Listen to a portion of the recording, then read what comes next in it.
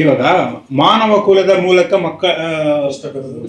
ಏನೋ ಒಂದು vision statement ಇದೆ ಅಲ್ವಾ. ಸೊ ಪ್ರಕಾಶಕರ ಸಂಘಕ್ಕೆ ಏನ್ ವಿಷನ್ ಸ್ಟೇಟ್ಮೆಂಟ್ ಇದೆ ನಾನು ನೋಡಿಲ್ಲ, ನನಗೆ ಗೊತ್ತಿಲ್ಲ ಇದೆಯಾ. ಸಭೆಕರಿಗೆ ಮೊದಲು ನಮಸ್ಕಾರ. ಇವತ್ತಿನ ಕಾರ್ಯಕ್ರಮದ ಮುಖ್ಯ ಅತಿಥಿಯಾಗಿರುವ ಆರತಿ ಅವರೇ, ಮತ್ತೆ ಪ್ರಕಾಶಕರ ಸಂಘದ ಅಧ್ಯಕ್ಷರು ಆಗಿರುವ ವಸುಂಧರಾ ಭೂಪತಿಯವರೇ ಮತ್ತು ಸಿದ್ದಲಿಂಗೇಗೌಡ ಪಾಟೀಲ್ ಅವರು, ಭೋಜನಕ್ಕೂ ನಿನ್ನೆ ರಾತ್ರಿ 9:30ಗೆ ಭಾಳ ಬೇಗ ಮಲಗ್ತೀನಿ, ಯಾಕೆಂದರೆ ಬೆಳಗಿನ ಜಾವ 3:15 ಹೇಳೋರು ನಾನು. ಸೊ ಆದ್ದರಿಂದ 3 ರಿಂದ 6 ನನ್ನ ಓದಿನ ಟೈಮ್. 9 ಗಂಟೆ 9:30ಗೆ ಮಲಗಿದ್ದೆ. ಆವಾಗ ರವಿ ಕುಮಾರ್ ಅವ್ರು ಫೋನ್ ಮಾಡಿ ನಾಳೆ ಕಾರ್ಯಕ್ರಮಕ್ಕೆ ಬರ್ತೀರಾ ಅಂದರು. ನಿದ್ದೆಗಣ್ಣಲ್ಲಿ ಖಂಡಿತ ಬರ್ತೀನಿ ಅಂದೆ. ಆಮೇಲೆ ಹೇಳ್ತಾರೆ ನೀನು ಬಂದು ಮಾತಾಡಬೇಕಿಲ್ಲಿ ಅಂತ. ಸೊ ರವೀಂದ್ರ ಭಟ್ ಅವ್ರಿಗೆ ನಾನು ಯಾವುದೇ ರೀತಿಯಲ್ಲೂ ಪರ್ಯಾಯ ಅಲ್ಲ, ಅದರಿಂದ ನನ್ನ ಅದನ್ನ ಇಟ್ಕೋಬೇಡಿ. ಯಾವುದೋ ಕಾರಣದಿಂದ ಅವ್ರು ಬಂದಿಲ್ಲ, ನನ್ನ ಮಾಡಿದೆ. ಇತ್ತ ಕಡೆ ಪ್ರಕಾಶಕರ ಸಂಘದಲ್ಲಿ ಇರುವಂಥ ಒಂದು ಕ್ರೆಡಿಬಿಲಿಟಿ ಇದೆಯಾ ಅಂತ ನಾನು ಯೋಚನೆ ಮಾಡ್ತೀನಿ. ಯಾಕೆ ನನಗೆ ಬ್ಲರ್ ಅಂದರೆ ಏನು ಗೊತ್ತಿಲ್ಲ, ಬ್ಲರ್ಬ್ ಅಂದರೆ ಗೊತ್ತಿಲ್ಲ, ಅಥವಾ GSM ಅಂದರೆ ಗೊತ್ತಿಲ್ಲ, ಆಯಿತಾ. ಈ ರೀತಿ ಇರೋವಂಥ ಈ ಟೆಕ್ನಿಕಲ್ ನಾಲೆಡ್ಜ್ ಇಲ್ಲದಿರೋರಿಗೂ ಪ್ರಕಾಶಕ ಸಂಘ ಬಗ್ಗೆ ಏನು ಹೇಳ್ಬೋದು ಅಂತ. ಆದರೆ ಈ ಹೆಚ್ಚು ಕಡಿಮೆ 3 ವರ್ಷದ ಹಿಂದೆ ಇಲ್ಲೊಂದು ಇದೇ ಇದು ಸಭಾಂಗಣ ಇರಲಿಲ್ಲ ಅವಾಗ. ಈ ಪ್ರಕಾಶಕ ಸಂಘದ ಒಂದು ಎಲೆಕ್ಷನ್ ನಡೀತು, ಅದು ಮೊದಲನೇ ಇಂಟರಾಕ್ಷನ್ನು. ಅವಾಗ ಇಬ್ಬರು ರಿಟರ್ನಿಂಗ್ ಆಫೀಸರ್ ಆಗಿ ಮಾಡಿದ್ರು. 5-6 ಜನ ಇದ್ದಿದ್ರು. ರಿಟರ್ನಿಂಗ್ ಆಫೀಸರ್ ಕೆಲಸ ಏನಿರುತ್ತಲ್ಲಿ, ಏನಿರಲ್ಲ ಅಂತ ಯಾರೋ ಒಬ್ಬರನ್ನ ಗೆದ್ದಿದ್ದೀರಾ ನೀವು ಅಧ್ಯಕ್ಷರು ಅಂತ ಹೇಳಿ, ಅಲ್ಲಿ ಉಪಾಧ್ಯಕ್ಷರು ಅಂತ ಹೇಳಿ ಮಾಡಿದ್ದಾಯಿತು. ಸೊ ಆ ಹಿನ್ನೆಲೆಯಲ್ಲಿ ಮತ್ತೆ ಈ ಬುಕ್ ಡೇ ಅಂತ ಮಾಡ್ತೀವಲ್ಲ, ಅಂದರೆ ಕಾಪಿರೈಟ್ ಡೇ, ಆ ದಿನಗಳಲ್ಲಿ ಸ್ವಲ್ಪ ತಿಳ್ಕೊಂಡು ಒಂದಿಷ್ಟು ಮಾಹಿತಿಯನ್ನು ಸಂಗ್ರಹಿಸಿ ಇಟ್ಕೊಂಡಿದ್ದೀನಿ. ನಾನು ಯಾವುದೇ ರೀತಿಯಲ್ಲೂ ತಜ್ಞೆ ಅಲ್ಲ, ಆದರೆ ಪುಸ್ತಕದ ಬಗ್ಗೆ ಪ್ರೀತಿ ಇರೋದ್ರಿಂದ ವಿಶೇಷವಾಗಿ ಒಂದಿಷ್ಟು ಮಾತಾಡುವಂಥದ್ದೊಂದು. ಒಂದು ಸಂಸ್ಥೆಯನ್ನು ನಡೆಸ್ಕೊಂಡು ಹೋಗಿ 50 ವರ್ಷ ನಡೆಸ್ಕೊಂಡು ಬಂದಿರೋದು ಭಾಳ ಆಶ್ಚರ್ಯಕರವಾದ ಸಂಗತಿ ಅನಿಸುತ್ತೆ. ಭಾಳ ಅಭಿನಂದನಾರ್ಹ ಕೂಡ ಹೌದು, ಯಾರಾಗಿದ್ದಾರೆ ಹಿಂದೆ ಅಂತ. ಯಾಕೆಂದರೆ ಈ ನೀವು ಅಂದರೆ ಪ್ರಕಾಶಕರ ಸಂಘ ಇಸ್ ಎನ್ NGO ಅಂತ ಅರ್ಥ, ನಮ್ಮ ಅರ್ಥ. It is a non governmental organisation ಅಂತ ಅರ್ಥ. ಈ NGOನ ನಡೆಸ್ಕೊಂಡು ಹೋಗೋದ್ಬೇಕಾದ್ರೆ ಭಾಳ ಕಷ್ಟದ ಕೆಲಸ ಇದು, ಅಷ್ಟು ಈಸಿ ಅಲ್ಲ ಇದು. ಈ ಪೀಟರ್ ಡ್ರಕ್ಕರ್ ಅಂತ ಒಬ್ಬರು ಇದ್ದರು, ಇವಾಗಿಲ್ಲ. ಅವರು ಭಾಳ ದೊಡ್ಡ ತಜ್ಞ, ಅಂದರೆ ಮ್ಯಾನೇಜ್ಮೆಂಟಲ್ಲಿ ಗುರು ಅಂತ ಅವ್ರನ್ನ ಕರೀತಾರೆ. IIM ಅಲ್ಲೂ ಅಥವಾ ಸ್ಟ್ಯಾನ್ಫರ್ಡಲ್ಲಿ ಅಥವಾ ಹಾರ್ವರ್ಡಲ್ಲಿ ಅವ್ರ ಪುಸ್ತಕಗಳೇ ತುಂಬಿರುತ್ತೆ ನೀವು ನೋಡಿದ್ರೆ. ಅಂತಹ ಒಬ್ಬ ವಿದ್ವಾಂಸ ಆತ. ಅವ್ರ ಮ್ಯಾನೇಜ್ಮೆಂಟ್ ಬಗ್ಗೆ ಎಷ್ಟು ಪುಸ್ತಕ ಬರೆದಿದ್ದಾರೆ, ಆರ್ಟಿಕಲ್ಸು ಟೈಮ್ಸಲ್ಲೆಲ್ಲ ಬಂದಿದೆ. ಅವರ ಚರಿತ್ರೆಯನ್ನು ಓದ್ತಾ ಇದ್ದೆ. ಅವರು ಮೊದಲು ಬರೆದ ಪುಸ್ತಕ how to manage an NGO ಅಂತ. ನೋಡಿ, ಅದೆಷ್ಟು ಕಷ್ಟ ಅಂದರೆ ಒಂದು NGO ಮ್ಯಾನೇಜ್ ಮಾಡೋದು. ಈ ಕಡೆ ದುಡ್ಡಿರಲ್ಲ, ಈ ಕಡೆ ಜನ ಜಾಸ್ತಿ ಸಪೋರ್ಟ್ ಕೊಡೋಲ್ಲ, ಮತ್ತು ಒಳಗಿನ ಕಿತ್ತಾಟಗಳು ಜಾಸ್ತಿ. ಇವಾಗ ನಾವು ನೋಡ್ತಾ ಇದ್ದೀವಿ ಪ್ರತಿಷ್ಠಿತ ಕನ್ನಡ ಸಂಸ್ಥೆಗಳು ಯಾವ್ಯಾವ ರೀತಿ ಕಚ್ಚಾಡ್ತಾ ಇವೆ ಅಂತ. ಯಾಕೆ ಅಂದರೆ ಈ ಪ್ರೊಫೆಷನಲಿಸಮ್ ಇಲ್ಲ ಅಂತ. ಅಂದರೆ ಈ ವೃತ್ತಿಪರತೆಯನ್ನು ಬೇಕು ಅಂತ ನನಗನ್ನಿಸ್ತಾ ಇದೆ. ಅಂದರೆ ಪ್ರಕಾಶಕರ ಸಂಘಕ್ಕೆ ವೃತ್ತಿಪರತೆ ಬಹುಶಃ ವಸುಂಧರಾ ಅವರು ಬಂದಿರೋದ್ರಿಂದ ಆಟೋಮೆಟಿಕ್ ಆಗಿ ಅದು ಬರುತ್ತೆ ಅಂತ ನನಗನ್ಸುತ್ತೆ. ಏಕೆಂದರೆ ಅವರು ಭಾಳ ಎಕ್ಸ್ಪೀರಿಯನ್ಸ್ ಹೊತ್ತು ತರ್ತಾ ಇದ್ದಾರೆ. ಜೊತೆಗೆ ಇವರು ವಸುಧೇಂದ್ರ ಅಂತವರು ಅಥವಾ ನೀವು ರಾಜೇಂದ್ರ, ನಿಮ್ಮ ಹೆಸರು, ಇವರೆಲ್ಲ ಮಾತು ಕೇಳಿದ್ಮೇಲೆ ಅನ್ನಿಸ್ತಾ ಇದೆ ಇದು ಉಂಟಾಗುವಂಥದ್ದು. ಏನು ಮಾಡೋಕ್ಕೆ ಸಾಧ್ಯತೆ ಇದೆ ಅನ್ನೋದು ಒಂದು. ಇದನ್ನು ನೋಡ್ತಾ ಇದ್ದೆ ನಾನು. ಪ್ರಕಾಶಕರ ಸಂಘದ ವಿಷನ್ ಸ್ಟೇಟ್ಮೆಂಟ್ ಏನು, ಇವಾಗ ಮಾನವ ಕುಲದ ಮೂಲಕ ಏನೋ ಒಂದು ವಿಷನ್ ಸ್ಟೇಟ್ಮೆಂಟ್ ಇದೆ ಅಲ್ವಾ. ಸೊ ಪ್ರಕಾಶಕರ ಸಂಘಕ್ಕೆ ಏನು ವಿಷನ್ ಸ್ಟೇಟ್ಮೆಂಟ್ ಇದೆ ನಾನು ನೋಡಿಲ್ಲ, ನನಗೆ ಗೊತ್ತಿಲ್ಲ ಇದೆಯಾ ಅಂತ. ಸೊ 50 ವರ್ಷದ ಹಿಂದೆನೇ ನೀವು ವಿಷನ್ ಇಲ್ದೇನೆ ಹೋಗ್ತಾ ಇದ್ದೀರಾ ಮುಂದಕ್ಕೆ. ಸೊ ಮೊದಲು ನೀವು ಮಾಡಬೇಕಾದ ಕೆಲಸ, ನನ್ನ ಗುರಿ ಏನು, ಅದ್ರ ಜೊತೆಗೆ ಒಂದು ಮಿಷನ್ ಸ್ಟೇಟ್ಮೆಂಟ್ ಹೇಗೆ ಮಾಡ್ತೀನಿ ನಾನು ಅದನ್ನು ಅಂತ. ನಿಮಗೆ ISO ಒಳಗೆ ಅಂದರೆ ಇಂಡಿಯನ್ ಸ್ಟ್ಯಾಂಡರ್ಡ್ಸ್ ಅಸೋಸಿಯೇಷನ್ ಅಂದರೆ ISO ಲೇಬಲ್ ಕೊಡಬೇಕಾದ್ರೆ ಮೊದಲು ಅವ್ರು ಕೇಳೋದು ವಿಷನ್ ಸ್ಟೇಟ್ಮೆಂಟ್ ಇದೆಯಾ ಅಂತ, ಬಂದು ನೋಡ್ತಾ ಇದೆಯಾ ಅಂತ. ಎಂಪ್ಲಾಯೀಸ್ನೆಲ್ಲ ಕೇಳ್ತಾರೆ, ನೀವು ನಿನ್ನ ಕಾರ್ಖಾನೆ ಅಥವಾ ಯಾವುದೋ ನಿನ್ನ ಕಚೇರಿಯ ಮೂಲ ಗುರಿ ಏನಪ್ಪ ಅಂತ.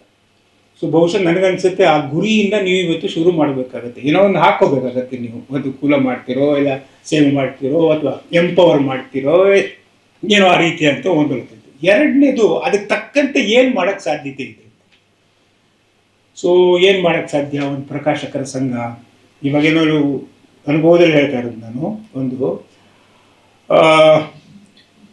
ಪುಸ್ತಕ ಜಾಸ್ತಿ ಪ್ರಕಟ ಆಗಬೇಕಾ, ಓದುಗರು ಜಾಸ್ತಿ ಆಗಬೇಕಾ, ಪುಸ್ತಕದ ಕ್ವಾಲಿಟಿ ಬಗ್ಗೆ ಏನು ಚಿಂತನೆ ಇಲ್ಲ. ಇವಾಗ ಸಿಕ್ಕಾಪಟ್ಟೆ ಚೆನ್ನಾಗಿದೆ, ಟೆಕ್ನಾಲಜಿ ಚೆನ್ನಾಗಿ ಇಂಪ್ರೂವ್ ಆಗಿದೆ, ಯಾವುದಕ್ಕೂ, ಅದರಲ್ಲೂ ಕನ್ನಡ ಪುಸ್ತಕಗಳು ಯಾವುದಕ್ಕೂ ಸಾಟಿ ಏನಿಲ್ಲ, ಚೆನ್ನಾಗಿ ಬರ್ತಾ ಇದೆ, ಅದೇನು ತೊಂದರೆ ಇಲ್ಲ. ಕವರ್ ಪೇಜ್ ಎಲ್ಲ ಭಾಳ ಚೆನ್ನಾಗಿದೆ. ತುಂಬ ಜನ ಓದುಗರು ಕವರ್ ಪೇಜ್ ನೋಡೋ ಪುಸ್ತಕ ತಗೋತಾರೆ. ಸೊ ಆದ್ದರಿಂದ cover page is also important ಅಂತ ನನಗೆ ಅನಿಸ್ತಾ ಇರೋದು. ಅದು ಆ ರೀತಿಯಲ್ಲಿ what is that you want to do after 50 years ಅನ್ನೋದು ಒಂದು. ಅದಕ್ಕೆ ಎರಡನೇ ನನಗನ್ನಿಸ್ತಾ ಇರೋದು ಅಂದರೆ, ಹೋದ ವರ್ಷವೂ 2 ವರ್ಷದ ಕೆಳಗೆ ಹೇಳಿದ್ದೆ, ನಮ್ಮಲ್ಲಿ ಕನ್ನಡ ನಾನು ಕನ್ನಡಕ್ಕೆ ಮಾತ್ರ ಹೇಳ್ತಾ ಇದ್ದೀನಿ ಪುಸ್ತಕ ಅಂದರೆ, ಒಂದು ಡೇಟಾ ಬೇಸ್ ಇಲ್ಲ. ಎಷ್ಟು ಪ್ರಕಾಶಕರಿದ್ದಾರೆ ಕರ್ನಾಟಕದಲ್ಲಿ, ಎಷ್ಟು ಲೇಖಕರಿದ್ದಾರೆ ಅಥವಾ ಹೊರಗಡೆ ಎಲ್ಲಾರಾಗಲಿ. ಇವಾಗ ಮುಂಬೈ ಅಂತ ಒಂದು ವಿಶ್ವವಿದ್ಯಾನಿಲಯದಲ್ಲಿ ಎಷ್ಟು ಕನ್ನಡ ಪುಸ್ತಕ ಬಂದಿದೆ, ಎಲ್ಲಿ ಸಿಗತ್ತದು? ನೀವು ನೋಡ್ಬೋದಲ್ಲಿ ಸುಮಾರು ಒಂದು, ನಾನೇ ಒಂದು ಪಟ್ಟಿ ನೋಡಿದೆ, ಮುಂಬೈ ವಿಶ್ವವಿದ್ಯಾನಿಲಯದ ಕನ್ನಡ ಡಿಪಾರ್ಟ್ಮೆಂಟ್ದು ಸುಮಾರು ಒಂದು 100 to 120 ಪುಸ್ತಕಗಳು ಬಂದಿವೆ. ಅದು ಎಲ್ಲೂ ಸಿಕ್ಕಲ್ಲ, ಇಲ್ಲೆಲ್ಲೋ ಹುಡುಕಿ ಮಾಡಿ ನಾವು ತಗೊಳ್ಬೇಕು. ಅಂದರೆ ಆ ಡೇಟಾ ಅನ್ನೋದನ್ನ ಕ್ಯಾಪ್ಚರ್ ಮಾಡಬೇಕಾಗುತ್ತೆ. ಇವಾಗ ನೀವು ಸೋಷಿಯಲ್ ಮೀಡಿಯಾ ಬಗ್ಗೆ ಇಷ್ಟೆಲ್ಲ ಮಾತಾಡಿದ್ರಲ್ಲ, ಈ ಡೇಟಾ ಇಲ್ಲದೆ ಏನು ಮಾಡೋಕ್ಕೆ ಸಾಧ್ಯ ನೀವು? ಸೊ ನನಗನ್ಸುತ್ತೆ ಅದನ್ನು ಹಿಡಿಯೋದಕ್ಕೆ ಏನಾರೋ ಒಂದು ಮಾಡಬೇಕಾಗಿರೋದು ಡೇಟಾ ಹೇಳುವಂಥದ್ದು. ಮೂರನೇದು, ಪ್ರಕಾಶಕರದ ಮುಖ್ಯ ಉದ್ದೇಶ ಪುಸ್ತಕಗಳನ್ನು ಮಾರಾಟ ಮಾಡೋದು. ಪುಸ್ತಕ ಯಾವಾಗ ಮಾರಾಟ ಮಾಡೋದು ಅದು ಇದೆ ಅಂತ ಗೊತ್ತಾಗಬೇಕು ನನಗೆ. ಆಮೇಲೆ ಕನ್ನಡ, ಇಂಗ್ಲೀಷಲ್ಲಿ ಏನು ಹೇಳ್ತೀವಿ ಅಂದರೆ 3 A's ಅಂತಾರೆ, ಎ ಅಂತಾರೆ. ಅಂದರೆ ಇಸ್ಪೀಟ್ ಅಲ್ಲ, ಎ ಅಂದರೆ ಒಂದು ಅವೈಲಬಿಲಿಟಿ ಇರಬೇಕು, ಇನ್ನೊಂದು ಆಕ್ಸೆಸಿಬಿಲಿಟಿ ನನಗೆ ಸಿಗೋ ಹಾಗಿರಬೇಕು, ಇನ್ನೊಂದು ಅಫೋರ್ಡಬಿಲಿಟಿ ಅಂದರೆ ಕೊಂಡುಕೊಳ್ಳುವಕ್ಕೆ ಹತ್ತಿರವಾಗಿರಬೇಕು ಅಂತ. ಬಟ್ ಕನ್ನಡದ ಪರಿಸ್ಥಿತಿಯಲ್ಲಿ ಏನಾಗ್ತಾ ಇದೆ, ಇದು 3 ಆಗಿದೆಯಾ? ಬಹುಶಃ ಅಫೋರ್ಡಬಿಲಿಟಿ ಪರವಾಗಿಲ್ಲ ಅನಿಸುತ್ತೆ ಎಲ್ಲ ನೀವು ರಿಪೇರ್ ಮಾಡೋದು. ಯಾಕೆಂದರೆ ಇವಾಗ ನಿನ್ನೆ ಒಂದು ಪುಸ್ತಕ ತಗೊಂಡೆ, ನಾನು ಓದ್ತಾ ಇದ್ದೀನಿ. ಅದು ನ್ಯೂಯಾರ್ಕಲ್ಲಿರುವಂಥ ಬೇಸಿಕ್ ಬುಕ್ಸ್ ಅನ್ನೋ ಒಂದು ಸಂಸ್ಥೆದು. ಅದು ಯಾರೋ ಒಬ್ಬರು ಪ್ರಕಾಶಕರು ಹೇಟ್ ಸ್ಪೀಚ್ ಬಗ್ಗೆ ಒಂದು ಬುಕ್ ಬರ್ಕೊಂಡಿದ್ದಾರೆ, ಅದಕ್ಕೋಸ್ಕರ ಸ್ವಲ್ಪ ರಿಸರ್ಚ್ ಮಾಡ್ತಾ ಇದ್ದೀನಿ. ಅದು ಫ್ರೀಡಮ್ ಆಫ್ ಸ್ಪೀಚ್ ಅಂದ್ಬಿಟ್ಟು, from Socrates to social media ಅಂತ ಪುಸ್ತಕದ ಹೆಸರು. 600 ಪುಟದ ಪುಸ್ತಕ ಅದು. 200 ಪುಟ ಬರೀ ಬಿಬ್ಲೋಗ್ರಫಿ ಇದೆ. ಅಂದರೆ ಅಷ್ಟು ರಿಸರ್ಚ್ ಹೋಗುತ್ತೆ ಒಂದು ಪುಸ್ತಕ. ಇಂಗ್ಲಿಷ್ ಕನ್ನಡದಲ್ಲಿ ನಾನು ಪುಸ್ತಕ ತಗೊಂಡ ತಕ್ಷಣ ನೋಡೋದು ಬಿಬ್ಲೋಗ್ರಫಿ, ಯಾರ್ಯಾರು ಅಂತ ಎಲ್ಲರೂ ಕದ್ದಿರಿದ್ದಾನೆ.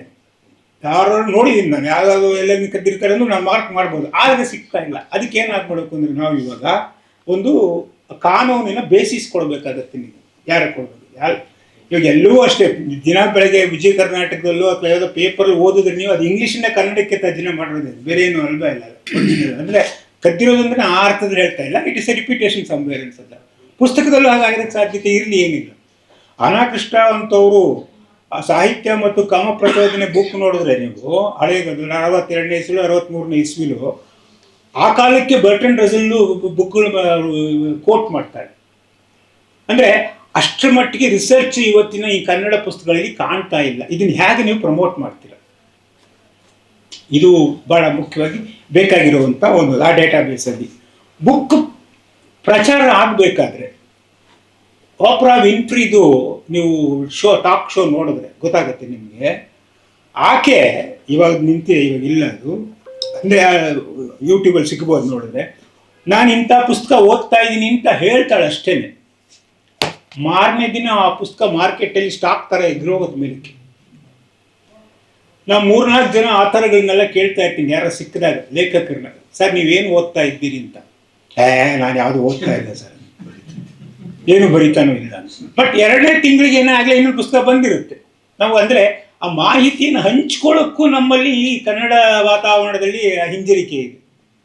ಯಾವ ಪುಸ್ತಕ ಓದ್ತಾ ಇದ್ದೀರಿ, ಯಾವುದು ಓದ್ತಾ ಇದ್ದೀರಿ ಅಂತ ಹೇಳ್ಬಿಟ್ಟು ನಾವು ಕದ್ಕೊಂಡ್ಬಿಡ್ತೀವ? ಇಲ್ಲ. ಸೊ ಇದನ್ನ ಆ ಬುಕ್ದು ಕ್ವಾಲಿಟಿ ಬಗ್ಗೆನೂ ಮಾತಾಡಬೇಕಾದ್ರೆ ನೀವೇನು ಮಾಡಬೇಕೈತೆ ಪ್ರಕಾಶಕರ ಸಂಘದವರು ಅನ್ನೋದು. ಈ ಲೀಗಲ್ ವಿಷಯದಲ್ಲಿ ಇನ್ನೊಂದು ಅನ್ಕೋತಾ ಇದ್ದೆ, ಅಂತಿದ್ದೆ ನಾನು. ರವಿಕುಮಾರ್ಗೂ ನನಗೂ ಆವಾಗವಾಗ ಅದು ನಡೀತಾನೇ ಇರುತ್ತೆ ಮಾತುಗಳು. ಆವಾಗ ಅವರು ಒಂದು ರಾಜಾರಾಮ್ ಇದ್ರು ಅವಾಗ ಇಲ್ಲಿ ಬಂದು ಮಾತಾಡಿ ಅವ್ರಿಗೂ ಹೇಳಿದೆ ನಾನು, ಪೋಸ್ಟಲ್ ರೇಟಿಂದ ನಿಮ್ಮ ಮೇಲೆ ಅವನು ಹೊರೆ ಬೀಳ್ತಾ ಇದೆ, ಪ್ರಕಾಶಕರ ಸಂಘದವ್ರು ಏನು ಮಾಡ್ತಾ ಇದ್ದೀರಿ ಅಂತ ನಾನು ಕೇಳಿದೆ. ನಾನು ಆ ಥರ ಒಂದು ಕಾನೂನು ಇದೆಯಾ? ಇದು 5-6 ವರ್ಷದ 3-4 ವರ್ಷದ ಕೇಳಿದ್ರೆ ಪೋಸ್ಟಲ್ ರೇಟ್ನ ಒಂದು ಪೋಸ್ಟಲ್ ಬಿಲ್ ಅಂತ ಮಾಡಿ ಆಮೇಲೆ ನಿಮ್ಮ ಸಹಾಯಗಳಿಂದ ಇವಾಗ ನಿಮ್ಮ ಪ್ರಕಾಶಕರ ಸಂಘದಿಂದ ಎಲ್ಲೆಲ್ಲ ಹೋಗಿ ಅದನ್ನು ನಿಲ್ಲಿಸಿದ್ದಾರೆ. ಇವಾಗ ಪ್ರೆಸ್ ಅಂಡ್ ರಿಜಿಸ್ಟ್ರೇಷನ್ ಆಕ್ಟ್ ಅಂತ ಇನ್ನೊಂದು ಆಕ್ಟ್ ಇದೆ, ಅದರಲ್ಲಿ ಏನೇನು ಆಗ್ತಾ ಇರುವಂಥದ್ದು ಅಥವಾ ಕಾಪಿ ರೈಟಲ್ಲಿ ಏನೇನು ಆಗಿರುವಂಥದ್ದು. ಸೊ ಈ ರೀತಿಯಾದಂಥ ಒಂದು ಸ್ವಲ್ಪ ಮಟ್ಟಿಗಾದರೂ ಒಂದು ಜ್ಞಾನ ಅಥವಾ ಒಂದು ಜ್ಞಾನ ಅಂತ ಹೇಳಲ್ಲ ನಾನು, ಒಂದು ಅರಿವು ಇರಬೇಕು ಅಂತ ನನಗೆ ಅನ್ನಿಸ್ತಾ ಇರೋದು. ಪ್ರಕಾಶಕ ಸಂಘರು ಇದೇನು ಮಾಡೋಕ್ಕೆ ಸಾಧ್ಯತೆ ಇದೆ ಅನ್ನೋದು ಒಂದು. 4ನೇದು, ಕನ್ನಡ ಮಾತ್ರ ಹೇಳ್ತಾ ಇದ್ದೀನಿ ನಾನು, ಬೇರೆ ನನಗೆ ರಾಜ್ಯದಲ್ಲಿ ಗೊತ್ತಿಲ್ಲ ಸರಿಯಾಗಿ, ಅಥವಾ ಅದು ಹೇಳೋದು ಅವಶ್ಯಕತೆ ಇಲ್ಲ ಇಲ್ಲಿ. ಈ 50 ವರ್ಷ ಆಗೋಗಿದೆ ಇವು, ಸರಿ, ಇವಾಗ ಬಿಟ್ಬಿಟ್ಟು ಹಿಂದೆ ಆಗಿದ್ದು ಬಿಟ್ಬಿಡೋಣ. ಈ ಸರ್ಕಾರದ ಮೇಲೆ ಅವಲಂಬಿತವಾಗಿದ್ದೀರಲ್ಲ, ಇದು ಸ್ವಲ್ಪ ಪಕ್ಕಕ್ಕೆ ಬರಬೇಕು ಅನ್ಸುತ್ತೆ. ನೀವು ಎಷ್ಟು ದಿವಸ ಅಂತ ಸರ್ಕಾರದ ಮೇಲೆ ಅವಲಂಬನೆ ಮಾಡ್ಕೊಂಡಿರ್ತೀರ? ಈ ಕುಂಟಕಾಲ ನಡೆಯೋರ್ಗೆ ಎಷ್ಟು ದಿವಸ ನಡೀತೀರ ನೀವು? ಮಾತೆತ್ತಿದ್ರೆ ಲೈಬ್ರರಿಯವರು ಪುಸ್ತಕ ತಗೋತಾ ಇಲ್ಲ. ನಾಳೆ ಇನ್ನು ಸರ್ಕಾರ ಬರುತ್ತೆ ಅಂದ್ಕೊಳ್ಳಿ, ನಮಗೆ ಪುಸ್ತಕದಲ್ಲಿ ಇಂಟ್ರೆಸ್ಟ್ ಇಲ್ಲ, ನಾವೆಲ್ಲ ಲೈಬ್ರರಿನೂ ಮುಚ್ತೀವಿ, ಏನು ಮಾಡ್ತೀರ ನೀವು? ಅದು ಆ ಪಾಯಿಂಟ್ ನನಗೆ ಅನ್ನಿಸ್ಬೇಕಂತ ಒಂದು ಈ ಹುಡುಗ ಆಗಿದ್ದಾಗ ಇಲ್ಲಿ ಮ್ಯೂಸಿಯಂ ಕರ್ಕೊಂಬರೋರು ನಮಗೆಲ್ಲ, ಇಲ್ಲಿ ವಿಶ್ವೇಶ್ವರ ಮ್ಯೂಸಿಯಂ ಪಕ್ಕ ಗೌರ್ಮೆಂಟ್ ಮ್ಯೂಸಿಯಂ, ವಿಶ್ವೇಶ್ವರ ಟೆಕ್ನಾಲಜಿಕಲ್ ಮ್ಯೂಸಿಯಮಲ್ಲಿ ಅಲ್ಲಿ ಒಂದು ದೊಡ್ಡ ಬಾಕ್ಸ್ ಇರೋದು, ಗ್ಲಾಸ್ ಬಾಕ್ಸು, ಮಧ್ಯ ಒಂದು ಬೊಂಬೆ ಇರೋದು, ಅದು ಮೇಲ್ಗಡೆ ನೋಡ್ತಾ ನಿಂತಿರುತ್ತೆ ಅಂದರೆ ಇರೋದು. ನೀವೇನು ಮಾಡಬೇಕು? ಕೈ ಹಾಕಿ ಅದನ್ನು ಹಿಡಿಬೇಕು. ಆ ಕೈ ಹಿಡಿಯೋಷ್ಟು ಒಳಗೆ ಕೊಟ್ಟೋಗುತ್ತೆ, ಯಾರು ಹಿಡಿಯೋಕೆ ಆಗ್ತಾನೆ ಇರಲಿಲ್ಲ. ಅಂದರೆ ಈ ಪ್ರಕಾಶಕರ ಸಂಘ ಆ ಥರ ಇರಬೇಕು. ಸರ್ಕಾರ ಹಿಡಿಬಾರ್ದು ನಿಮ್ಮನ್ನು, ನೀವಿರಬೇಕು. ಅದಕ್ಕೆ ಭಯ ಪಡ್ತಾ ಇರಬೇಕು. ಅದು ಸರ್ಕಾರ ಅದನ್ನೇನೋ ಇದೆಯಪ್ಪ ಇಲ್ಲಿ ಅಂತ, ಆದರೆ ಅದು ನಿಮ್ಮನ್ನು ಹಿಡಿಬಾರ್ದು. ಹೇಗೆ ಮಾಡ್ತೀರಾ? ಇವಾಗ ನೀವು ಭಯ ಪಡ್ತಾ ಇದ್ದೀರಾ ಸರ್ಕಾರ ಅಂದರೆ. ಇದನ್ನು ಆರ್ಮ್ಸ್ ಲೆಂತ್ ಥಿಯರಿ ಅಂತೀವಿ ನಮ್ಮ ಇಂಗ್ಲೀಷ್ನಲ್ಲಿ. ಆರ್ಮ್ಸ್ ಲೆಂತ್ ಅಲ್ಲೇ ನೀನಿರು, ಅಷ್ಟೇ ನೀನು, ಅದು ದೂರ ಬರಬೇಡ ನೀನು ಅನ್ನೋ ರೀತಿಯಲ್ಲಿ. ಇದು ಎಂಪವರಿಂಗ್ ಅಂತ ನನಗೆ ಅನ್ನಿಸ್ತಾ ಇದೆ. ಸೊ ಆವಾಗ ಬೆಳೆಯೋಕ್ಕೆ ಸಾಧ್ಯತೆ ಇದೆ ಅಂತ. ಮತ್ತು ಇನ್ನೊಂದಾಗಲೇ ಮೇಡಮ್ ಅವರು ಒಂದಿಷ್ಟು ರಾಜಕೀಯದ ಬಗ್ಗೆ ಹೇಳಿದ್ರು, ಅದು ನಾನು ಹೇಳೋಕ್ಕೆ ಇಷ್ಟಪಡೋದಿಲ್ಲ. ಒಬ್ಬರೇ ಲೇಖಕರದ್ದು ನಾವು ಮಾಡೋದು, ಇನ್ಯಾರ್ದು ಪ್ರಕಾಶನ ಮಾಡಲ್ಲ. ಎಷ್ಟು ದಿವಸ ಇರ್ತೀರಾ? ಇತ್ತೀಚೆಗೆ ಯಾರೋ ಒಬ್ರು ಪ್ರಸಿದ್ಧ ಲೇಖಕರು ತಿರ್ಕೊಂಬಿಟ್ಟಿದ್ದಾರೆ. ಆ ಸಂಸ್ಥೆ ಏನಾಗತ್ತೆ ಮುಂದೆ? ಇದು ಈ ರೀತಿಯಾಗಿರೋವಂಥದ್ದು. ಇನ್ನೊಂದು 60 ವರ್ಷದ ಮೇಲಿರೋರು ಯಾರು ಪ್ರಕಟಣೆ ಮಾಡಿದ್ರೆ ಅವ್ರದ್ದು ಮಾಡಲ್ಲ. ಇದು ಏನೇನೋ ನೀವು ಬೆಳೆಸ್ಕೊಂಡಿದ್ರೆ ನನಗದು ಅರ್ಥ ಆಗಲ್ಲ, ನನಗೆ ಯಾಕೆ ಬಂತು ಇವೆಲ್ಲ ಅಂತ.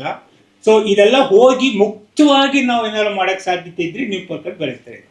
ಯಾವುದೇ ಒಂದು ಸಂಸ್ಥೆ ಆಗಲಿ, ಅದರಲ್ಲಿ NGO ಆಗಲಿ, ಯಾಕೆಂದರೆ NGO ನಿಮ್ಮದು 3 ತತ್ವಗಳ ಮೇಲೆ ನೀವು ನಿಂತಿದ್ದೀರಿ. ಇದ್ರೆ ನಿಮಗೆ ಮರ್ಯಾದೆ ಸಿಗುತ್ತೆ, ಇಲ್ಲದ್ರೆ ಮರ್ಯಾದೆ ಸಿಕ್ಕಲ್ಲ. ಇವಾಗ ಯಾವುದೋ ಒಂದು 3-4 ಜನ ಪ್ರಕಾಶಕರನ್ನು ಮಾತಾಡಿದೆ ನಾನು ನೆನ್ನೆ ಒಂದು ವಾರದ ಕೆಳಗೆ. ಪ್ರಕಾಶಕರ ಸಂಘ ಪ್ರೋಗ್ರಾಮ್ ಮಾಡತ್ತಂತಲ್ಪ ಈ ಥರ ಅಂತ ಕೇಳಿದ್ರೆ, ನಮ್ಗೆ ಯಾಕೆ ಸರ್ ಪ್ರಕಾಶಕರಿಗೆ, ಅವ್ರು ಏನಾರ ಮಾಡ್ಕೊಳ್ಳಿ, ನಮ್ಮ ಪಾಡಿಗೆ ನಾವು ನಮ್ಮ ಬುಕ್ ಪಬ್ಲಿಷ್ ಮಾಡ್ಕೊಂಡು ಮಾರಾಟ ಮಾಡ್ಕೊಂಡು ಹೋಗ್ತೀವಿ. ಯಾಕೆ ನಿಮ್ಮ ಜೊತೆ ಸೇರಕ್ಕೆ ಇಷ್ಟ ಇಲ್ವಾ ಅವ್ರಿಗೆ? ಸೊ ಅದು ಹೇಗೆ, how do you get the support of the ಪ್ರಕಾಶಕರು ಅಂದರೆ ಪಬ್ಲಿಷರ್ಸು ಭಾಳ ಇಂಪಾರ್ಟೆಂಟ್. ಅಲ್ಲಿ ಮೂರು ಬೇಕಾಗಿರೋದು ಏನಪ್ಪ ಅಂದರೆ, ಒಂದು ಈ 3A ಇದ್ದಾಗೆ ಇದನ್ನು ಟ್ಯಾಪ್ ಅಂತ ಕರೀತಾರೆ. ಒಂದು ಟ್ರಾನ್ಸ್ಪರೆನ್ಸಿ, ಇನ್ನೊಂದು ಅಕೌಂಟಬಿಲಿಟಿ, 3ನೇದು ಪಾರ್ಟಿಸಿಪೇಷನ್, ಪಾರದರ್ಶಕತೆ ಇರುವಂಥದ್ದು. NGOಗಳಲ್ಲಿ ಪಾರದರ್ಶಕತೆ ಇಲ್ಲ ಅಂದರೆ ಏನಾಗುತ್ತೆ ಅಂತ ನೀವೇ ನೋಡಿದ್ದೀರ. ಈ ಉದಾಹರಣೆಗೆ ನೀವು ಒಂದು ಸರ್ವೆ ಮಾಡಿ ನೋಡೋಣ, ಯಾವ್ಯಾವ ಪ್ರಕಾಶಕರದ್ದು ಇನ್ಕಮ್ ಎಷ್ಟಿದೆ ಅಂತ ಕರ್ನಾಟಕದಲ್ಲಿ. ಯಾರು ಹೇಳಲ್ಲ ಅಲ್ವಾ? ಅದೊಳ್ಳೆ ನಮ್ಗೆ ಇನ್ಕಮ್ ಟ್ಯಾಕ್ಸ್ ಥರ, ನಾನು ಎಷ್ಟು ಕಟ್ಟಿಂದ ನಿನಗೆ ಯಾಕೆ ಅನ್ನೋ ಥರ ಬಂದ್ಬಿಟ್ಟಿರುತ್ತಲ್ವಾ? ಅದು ಅವ್ರು ಹೇಳಿ ಅಂತ ನಾನು ಹೇಳೋದಿಲ್ಲ ನಾನು. ಅದು ಟ್ರಾನ್ಸ್ಪರೆನ್ಸಿ ಇಲ್ಲ. ಯಾವ್ಯಾವ ಪುಸ್ತಕ ಬರ್ತಾ ಇದೆ ಅದು ಹೇಳಲ್ಲ, ಯಾವ ಪುಸ್ತಕ ಬರಿತಾ ಇದ್ದೀರಿ ಹೇಳಲ್ಲ. ಎಲ್ಲ ಈ ಥರ ಆಗ್ಬಿಟ್ರೆ ಸಾಮಾನ್ಯನಾದ ನಾನು ನಿಮ್ಮ ಪ್ರಕಾಶಕರ ಸಂಘದಲ್ಲಿ ವಿಶ್ವಾಸ ಬೆಳೆಸೋದು ಹೇಗೆ? ಅರ್ಥ ಆಗ್ತಾ ಇದೆಯದು. ಒಂದು ಟ್ರಾನ್ಸ್ಪರೆನ್ಸಿ, ಇನ್ನೊಂದು ಅಕೌಂಟಬಿಲಿಟಿ. ಅಂದರೆ ಇವಾಗ ಪ್ರಕಾಶಕರ ಸಂಘದ ಯಾರ್ಯಾರಿದ್ದೀರಾ ನೀವು ಕಮಿಟಿಲಿ, ನಿಮ್ಮ ಮೇಲೆ ಜಾಸ್ತಿ ಜವಾಬ್ದಾರಿ ಇದೆ. ನಾಳೆ ನೀವೇನಾರ ಸರ್ಕಾರದಿಂದ 10 ರೂಪಾಯಿ ಅನುದಾನ ತೊಗೊಂಡ್ಬಿಟ್ರೆ ಎಲ್ಲಿಗೆ? ಪ್ರಕಾಶಕರ ಸಂಘಕ್ಕೆ. ನಿಮಗೊಂದು RTI ಅಪ್ಲಿಕೇಶನ್ ಬರುತ್ತೆ, ಮಾಹಿತಿ ಕೊಡು ಅಂತ. ಆವಾಗ ಏನು ಮಾಡ್ತೀರಾ? ಅಲ್ಲ, ನೀವು ತಗೊಳ್ಳಲ್ಲ. ಬೇಡಪ್ಪ, ದುಡ್ಡು ಇಸ್ಕೊಳ್ಳಲ್ಲ ನೀವು. ಒಂದು ಜಾಗ ಕೊಡ್ತಾರೆ ಫ್ರೀಯಾಗಿ, ಅಲ್ಲೋಗೊಂದು ಬಿಲ್ಡಿಂಗ್ ಕಟ್ಕೊಳ್ಳಿ ನೀವು ಅಂತ. ಆವಾಗಲೂ ನೀವು ಬರ್ತೀರಾ ಆ ಕಾನೂನಲ್ಲಿ. ಜನ ಕಾಯ್ತಾ ಇದ್ದಾರೆ ನಿಮ್ಮ ಕಾಲು ಎಳೆಯೋಕ್ಕೆ. ಅದು ಇದ್ದೇ ಇದೆ, ಅದು ಇದ್ದೇ ಇದೆ. ಸೊ ಆದ್ದರಿಂದ ಟ್ರಾನ್ಸ್ಪರೆನ್ಸಿ ಸ್ವಲ್ಪ ಮಟ್ಟಿಗಾದ್ರೂ ನಾವು ಬೆಳೆಸ್ಕೊಳ್ಬೇಕಾಗತ್ತೆ ಅನ್ನೋದು ಅದು. ಅದೇ ರೀತಿಯ ಉತ್ತರದಾಯಿತ್ವ ಇರುವಂಥ ಒಂದು ಕೆಲಸಗಳನ್ನ ನಾವು ಮಾಡ್ಕೋಬೇಕಾಗತ್ತೆ. ಮೂರನೇದು ಅಫ್ಕೋರ್ಸ್ ಪ್ರಕಾಶಕರನ್ನ ಲೇಖಕರನ್ನ ಬೆಳೆಸುವಂಥ ರೀತಿ, ಅದು ಪಾರ್ಟಿಸಿಪೇಷನಲ್ಲಿ ಬರುತ್ತೆ. ನೀವು ಕರಿಬೇಕು ನಮ್ಮನ್ನು. ಇವಾಗ ಉದಾಹರಣೆಗೆ ಸಿದ್ದನಗೌಡ ಪಾಟೀಲು ನಾವು ಬಹಳ ದಿವಸದಿಂದ ನೋಡ್ತಾ ಇದ್ದೀವಿ. ಇಲ್ಲಿ ಉಡುಪ ಅವರು